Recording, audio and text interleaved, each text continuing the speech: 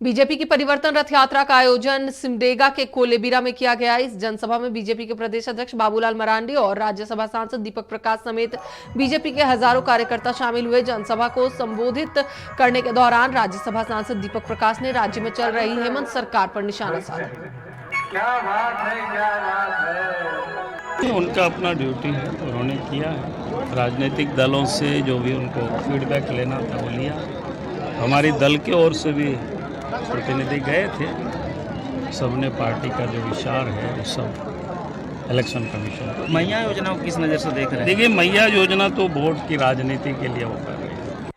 आज जब हम लोग कार्यक्रम स्थल में आए तो कोलेबिरा की जनता का उत्साह, भाई बहन का उत्साह देखने के बाद ऐसा महसूस हुआ कि आने वाला विधानसभा का चुनाव नवंबर में होगा और कोलेबिरा में कमल खिलेगा, कमल खिलेगा, कमल खिलेगा।